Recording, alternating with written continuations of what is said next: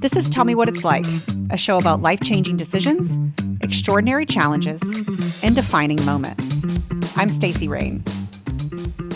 Toni King was at a Medicare workshop in 2009 when she realized one of the attendees was making decisions for his Medicare plan based on what she knew to be incorrect information.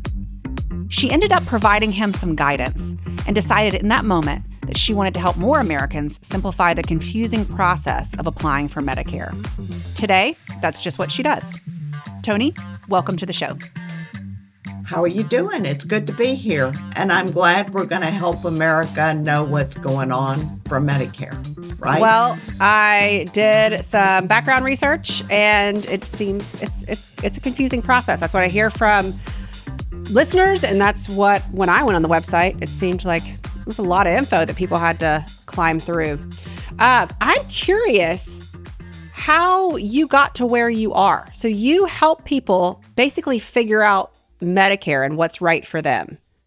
How did you get there? I sure do. And I did that because a gentleman called Social Security. Social Security enrolls you in Medicare.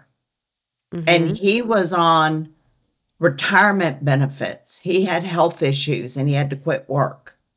And he was on retirement benefits, and he called Social Security and told them he had company insurance, not retirement benefits. And the Social Security agent said, sign the back of your card and send it in, and you don't have to worry about signing up for Medicare because you have company insurance. He thought he was still working. And the next month he had a stent put in his heart and he owed over $10,000. When you get on Medicare, you have what's called your initial enrollment time. 3 months before you turn 65, the month you turn 65, and 90 days after. He was in his 90-day after period. Had he not called me back, he would have had to wait a year, and it would have cost him over whatever 10% of what his income was to enroll in Part B and get a penalty. So I saved him. Wow. Well, I mean, that's the thing that's interesting and sort of strange about Medicare when you start to get into it. It's like, well, there's Part A, B, C, D. It must be overwhelming for people. How did you have the right information at that time? Like, how did you know all this stuff? How did I have the right information? Because I studied Medicare when the Medicare Advantage was just getting started. I learned all the basics and I knew the answer. To be really honest, I think God was talking to me, to be honest, because America needs to know what's going on. And people count on people calling them. They count on their friends. Yeah. They count on their human resources, and a lot of people give them the wrong information. I mean, you are really, when you get on Medicare, you are nothing more than a walking dollar sign. People can do your Medicare supplement. They can do your Medicare Advantage plan. They can enroll you in a prescription drug plan, or they can sell you other insurance, dental, long-term care, whatever. We are a walking dollar sign, and you need to be real careful with what you're doing and the information that you're giving someone. Never give anybody your Medicare number or your Social Security number over the phone. So you had been in the insurance business prior to doing what you do now? Since 1990. It's when I got my license. And that's when, and in that time, Medicare changed and it started offering programs that went through different health insurance companies. Right. It offered the Medicare Advantage plans, which are the HMOs or the PPO plans. And that's Part C of Medicare. Goodness. I'm already confused, Toni. That's Part C. So A and B is original Medicare. That's what's on your card. That's what your Medicare card is. Part A and Part B. Part C is the Medicare Advantage plans. you have to enroll in a Medicare Advantage plan to get it. And then Part D is the prescription drugs. Well, that was one thing that I found interesting. I thought, well, why wouldn't all the parts come with prescription coverage, knowing how expensive they are? It just depends. Original Medicare is the most important thing. Mm-hmm. That's Part A and Part B. That's what everything got started with. I have original Medicare. Mm-hmm. I have a Medicare supplement. I'm in control of my health care.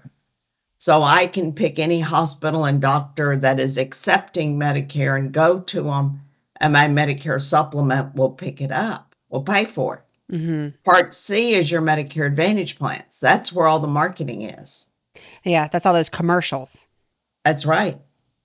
Now, so is it better to go with A and B? When you're first getting on Medicare, let's just say you're turning 65 mm-hmm. and you're not working mm-hmm. and you've got an individual health plan. You want to get on original Medicare, Part A and Part B. You got a certain time limit to do it. I mean, it only gives you 7 months when you're first turning 65 that you can get on Medicare without having to answer one health question. And then you can get a Medicare supplement and you don't have to answer a health question. After the 6-month window that your Part B got started, then you have to answer health questions. So if you've got cancer, and maybe I'm here in Texas, I'm here in Houston, you come to MD Anderson, or you're using Mayo Clinic, mm-hmm. or you're someone in California using UCLA, different hospitals. You want to be in control of your health care. I can pick up the phone, call, and make an appointment because it's right. Original Medicare that's going to pay my claim. When you get a Plan C or Part C, which is your Medicare Advantage plans, you're at the mercy of that insurance company. Mm-hmm. I can always go to a Medicare Advantage plan. That's what open enrollment from January 1st through March 31st is all about. And mm-hmm. they want your business because they get paid directly from Medicare. Are those better than the regular A and B? It depends on the person. Okay. Depends on your financial situation. I think being in control is a little more valuable. Mm-hmm. For you to be in control of your health care is a little more valuable. Sometimes you go with an HMO or a PPO and you don't get all the benefits that you want. You're not buying your Medicare because you want dental or gym membership. Mm-hmm. You're buying it because you need health care. And that's you gotta personalize it and make your Medicare meet your needs and that you're in control of it. So you seem to know all the ins and outs, and you did back then. You ended up talking with this man. You helped him out. You saved him tons and tons of money. I saved his life. I saved his Medicare. When you say you saved his life, like how do you mean? Because I told him, I said, you better get in your car. We were in Mississippi. I said, you better get in your car today and drive to the Social Security office and re-sign up for Part B because he'd already canceled it. He signed up for Part B. He had his retirement benefits through his company insurance. Mm-hmm. And they had charged him over $10,000 because he was still in his initial enrollment period. They came back and picked it all up. Mm. So he only had a time limit. Had he waited too long, then he would have been in bad trouble. So he could have never signed up for those pieces again? Probably not. That makes no sense. He would have had to answer health questions. I mean, it was just, there's too many rules. The whole thing is all about rules. Right. And I mean, when you're not, this is with systems, sometimes it's like when we treat the people trying to take part in the system as an expert in something that, we're all brand new to when we get to be 65 or whenever it's time to get on Medicare. But the people creating the system have been doing it so long that it makes perfect sense to them, I guess. So Well, where they don't even know half of it, but Mhm. they're marketing arms that are all over the world. You've got call centers out of the Philippines and Jamaica and China calling you. How do they know Medicare? They don't have Medicare in their country. And they're looking for a lead so they can get paid for the lead. And they're sending it to you. And you should never, like I said before, don't ever give anybody your personal information over the phone Mhm. because they can go to Social Security or they can go to Medicare and make charges and get Mm. paid. And you're talking primarily about the parts of Medicare that are run through private insurance companies because Medicare sort of subcontracts out some of the plans. They definitely contract with the Medicare, the insurance companies for the Part C of Medicare, Medicare Advantage. Your your original Medicare, if I go and get a Medicare supplement, that's a state-specific plan. They're state-oriented. Mhm. And so those are different state has different rates. Right. But Part C is federal. Your Part D prescription drug plans are a federal program. Okay.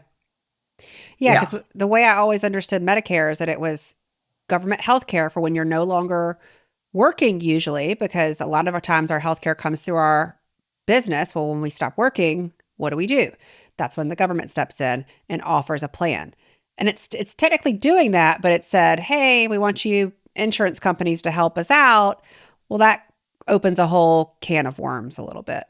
Well, they just opened up another marketing arm. And a lot of people, they just don't realize that you want to make sure you make the right choice.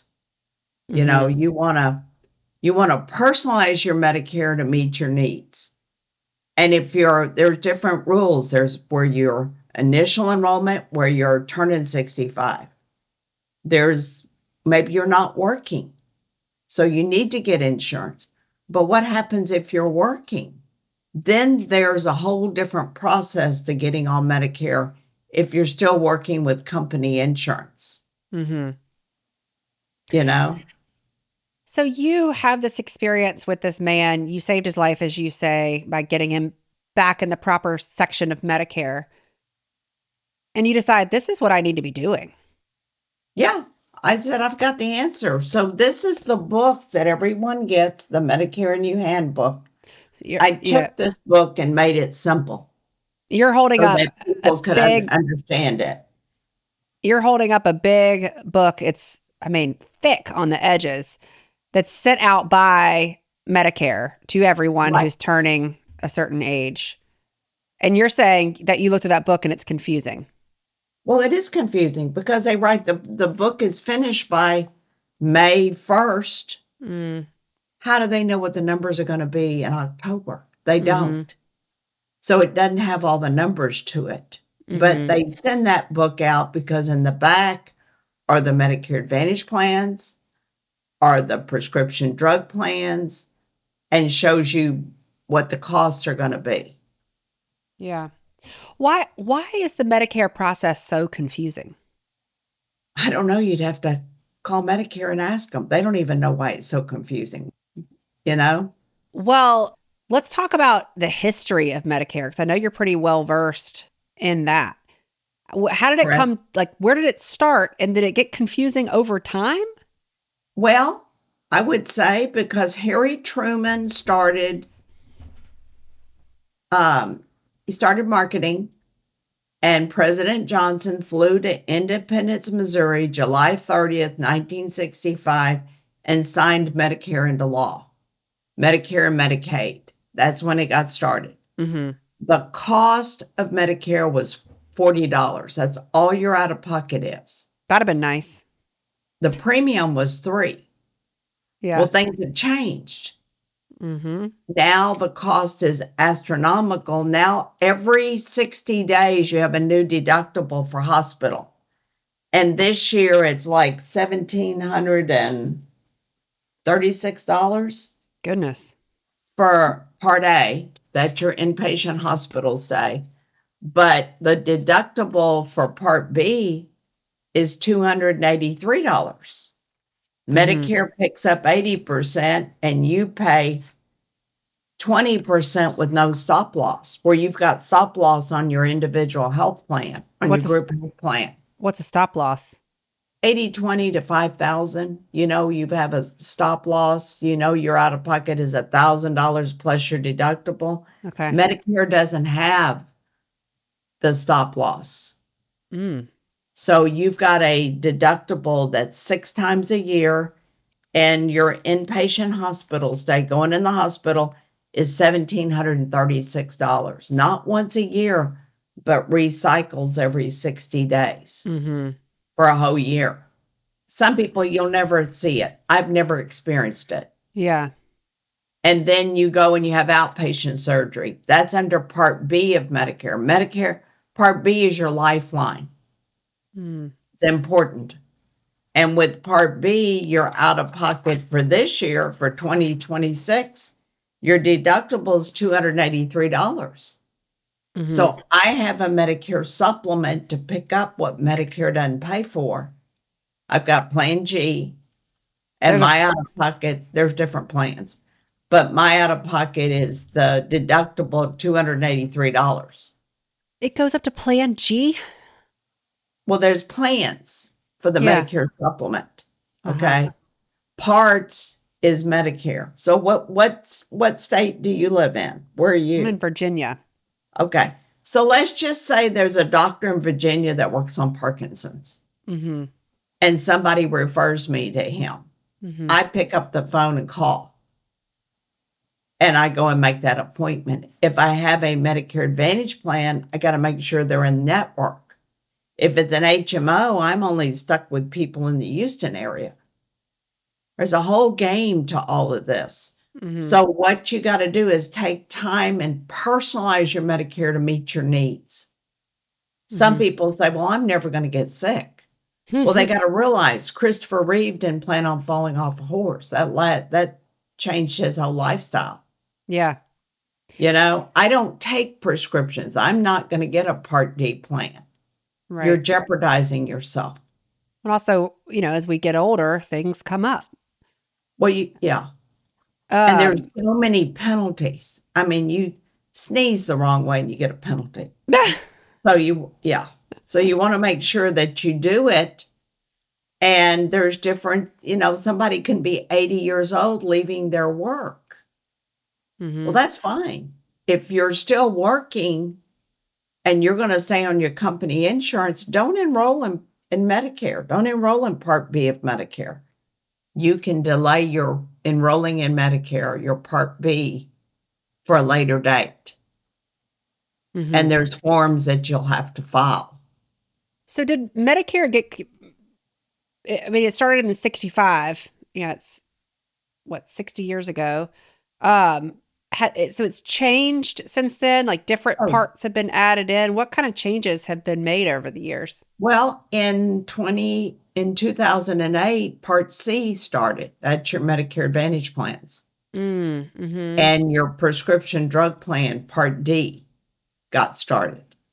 Okay. Before they didn't have to worry about it. So that's when all that got started. And the cost of the Part D plans have just gone astronomical this year. I have saved people as much as $2,000 a year for their Part D premium because the cost just got astronomical. Yeah. I'm curious, like after Medicare was started, but before they added the Part D, which is prescriptions, how did people get their prescriptions covered?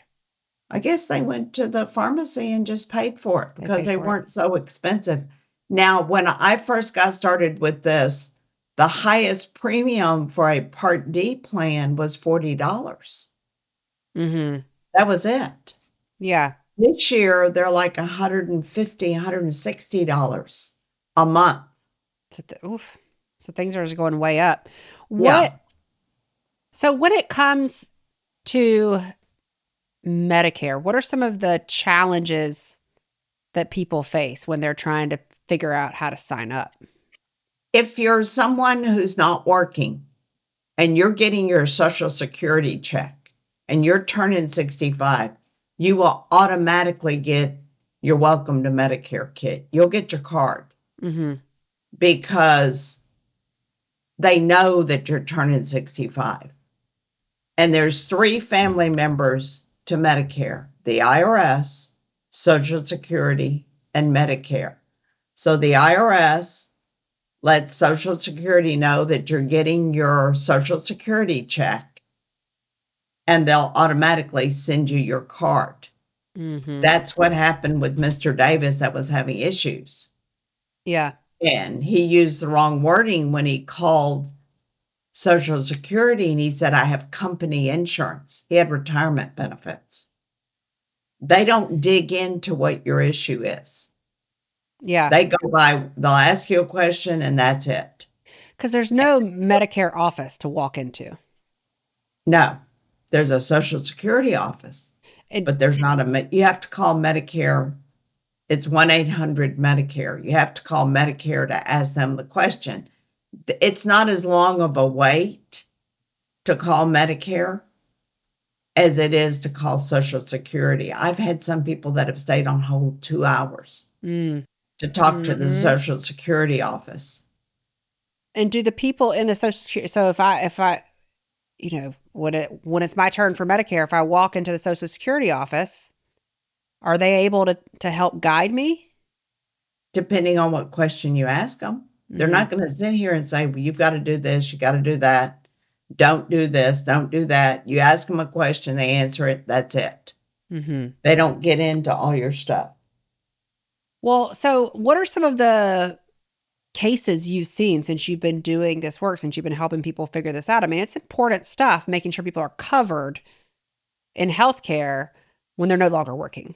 The biggest case that I ever did was there was a lady that got a penalty. She got a 20% penalty. And I'm looking at her paperwork. She was 72 years old, leaving her husband had sold his job, had got rid of the company.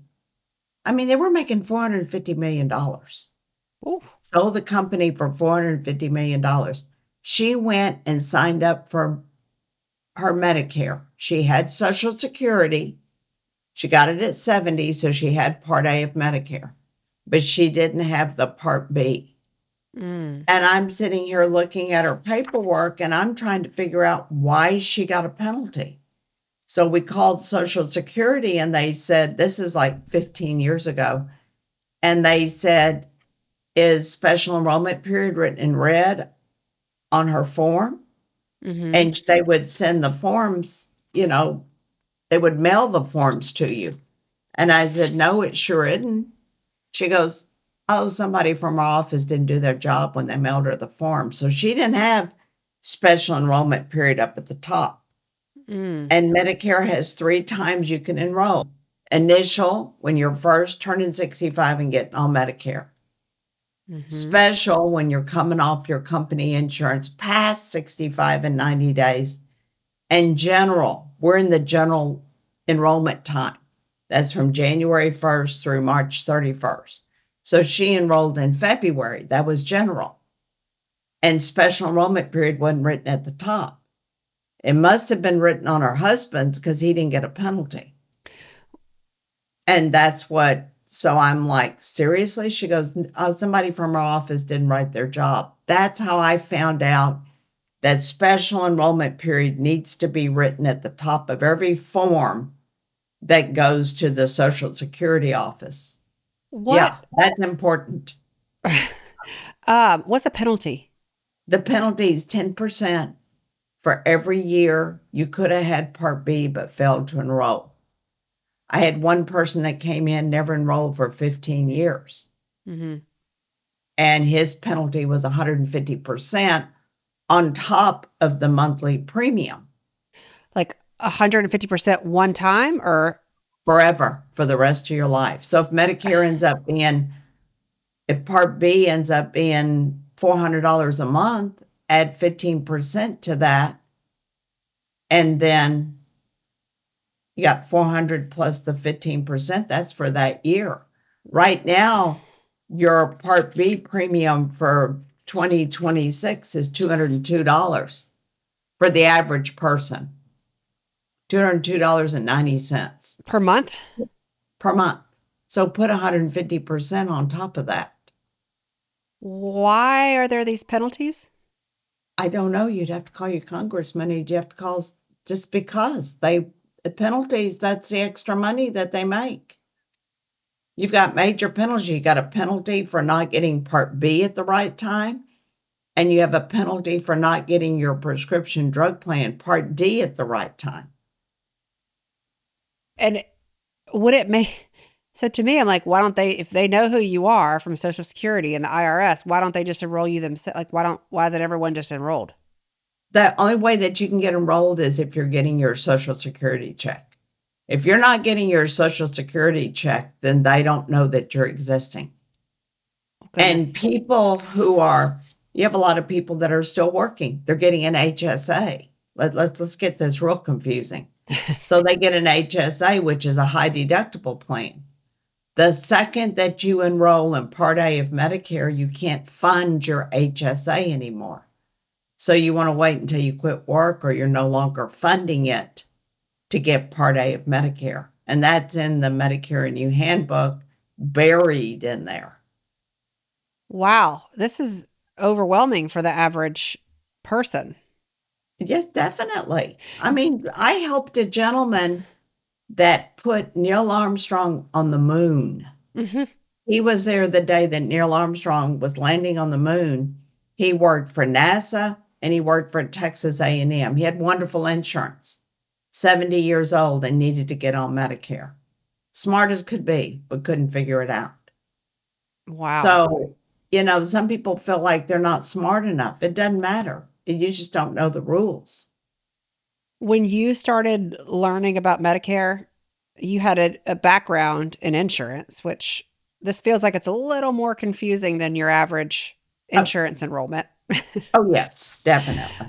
But when you started figuring this out, did you feel like, did it come easy to you with your background, or did you have to kind of do the arithmetic and, take copious notes and reconfigure? All of that.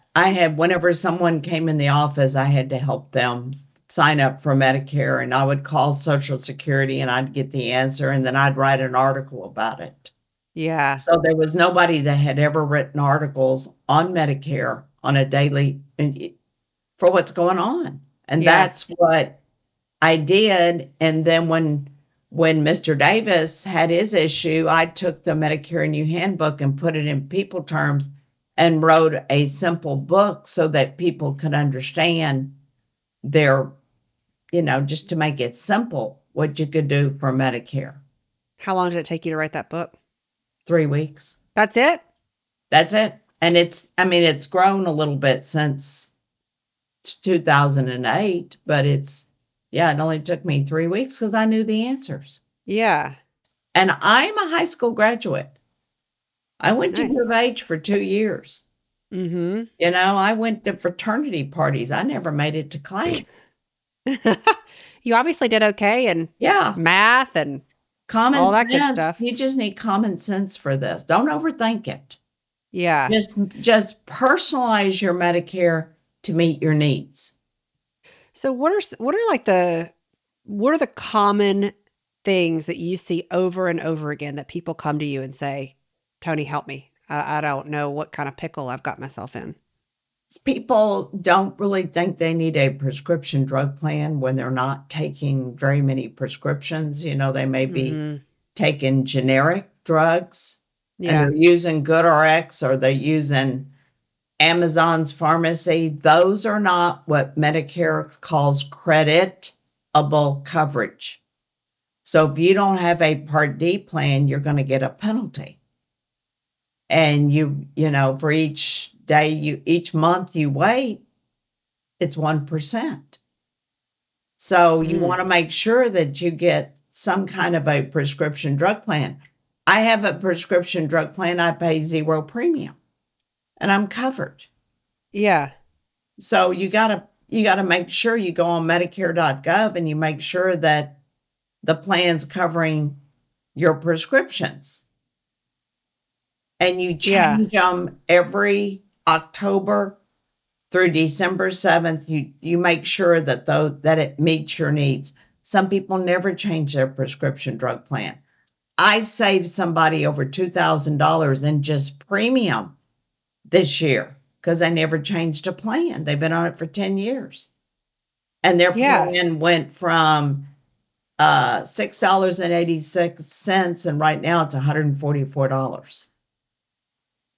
Well, I guess why would you, with it being as complicated as it is, how would you know you need a new plan? You By know? going on Medicare.gov and looking at your prescriptions. Whenever you go and you follow, you get a prescription and you've got a Mhm. prescription drug plan, they've got a little area where all your prescriptions go.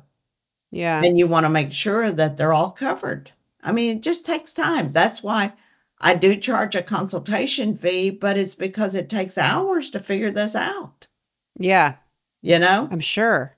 So when do people have to start thinking about their Medicare coverage? If you're someone turning 65, then you need to start at least 6 months prior Mhm. to figure out what you want to do. If you're still working, you want to talk to your HR and find Yeah. out, maybe you've got a high deductible. Maybe your premium is costing a lot. Maybe your husband's on your insurance and it's costing him a whole lot. You want to look at it. Medicare is based on income. So if your income this year is more than 218,000 as an individual, as a couple, or 109,000 as an individual, you pay more. Mm. Okay. Mhm. I'm self-employed. I'm paying more in my premium. I am paying right now $649.20 for my Part B, but I'm paying an extra $83.20 for my prescription drug plan. That doesn't count the premium. Mm. That's just the Part B. That's just what comes out of my Social Security check each month. And that's Gotcha. fine. Okay. And then when I retire, I can change it. Yeah. Okay. Um so do you think American citizens should be advocating, like you said, calling their Congress people about how insanely confusing Medicare is and asking them to figure out how to simplify it? Their office thinks it's confusing too, but Yeah. you got to realize you have some people that have been here for 20 or 30 years. Maybe they came from another country. Mhm. Maybe they're from Yugoslavia or Mexico or Spain or England. If they want to sign up for Medicare, they got to take all of their paperwork, their citizenship paperwork, know when they became a citizen to get on Medicare Have or to you get helped their people Social Security check. have Yeah. you had some of those cases as well? Oh, I can't even tell you how many. I've had thousands. Wow. All And you right. want to make sure that you get that all together, because you're going to be here. And Yeah. you have to work 10 years or 40 quarters and pay into the Social Security system to get Medicare. That's why Mhm. some school or government agencies, they don't take the money out of your check for Social Security. Hmm. So you want to make sure that you get everything done properly. Yeah. Okay. Well, if you could pass along 3 tips for people who are getting to the point where they need Medicare, 3 tips that, anybody needs to know, what would they be? Number one, find out if you're not working full time, you know, Mhm. then we need to enroll you in Medicare. You'll have to go online, you open you up a socialsecurity.gov account, and you enroll in online to enroll in Medicare. Mhm. Medicare does not enroll you, Social Security does. And you have to have a My Social Security account. If you're someone that's past 65 and maybe you're on your spouse's insurance, then you can look at it and see if you want to delay enrolling in Medicare. I mean, there's Mhm. all sorts of different options. if you and your spouse are on your company insurance, then, just look at your situation and see what's going to happen. But if you do not enroll in Medicare, then for every year you wait, you're going to have a penalty. And the penalties last. That scares me. They know what you've done. So don't let that go. Yeah. Yeah, that's what I can say. Okay, Well, and you'll be not a happy camper. right. Okay, that's 1, 2, and also worry about your prescription drugs. So if you're turning 65, if you're working or if you're not working, we need to look at your situation. If you're past 65 and coming off your company insurance, then that's another area. And then if you're someone who you need to make sure you got a Part D plan. Got it. And when people are in decent health, this has nothing to do with Medicare. Make sure you get long-term care. Because you don't want to have to pay $10,000, $12,000, $15,000 a month to be in a facility. Yeah. Yeah, absolutely. Well, these were excellent tips. This is such an interesting conversation about a very confusing topic. It sounds like you have earned your college degree in Medicare. I have my college degree. That's why I'm now called Miss Medicare. Yeah. I am Little Miss Medicare. But I love it. I can pretty much, if I don't know the answer, then I'm going to go and search. I'll call Social Security. Oh, I don't know if I'll call Social Security, but it's because now it takes 2 hours to hold online. Yeah. But Medicare really does help you. They will answer your question. Perfect. Yeah. Well, Toni, thank you so much for your time today and for shedding light on this process. I appreciate it. Well, I appreciate it. Thanks for contacting me, because we need to let people know there's more to this than buying insurance. You want to make sure things are done properly, right? Definitely. Thanks to Toni King for sharing her insights on helping people navigate Medicare. Next week, Mitchell Wu shares what it's like to be a toy photographer. Be sure to follow the show in your favorite podcast app so you don't miss that episode. I'm Stacey Rain. Thanks for listening.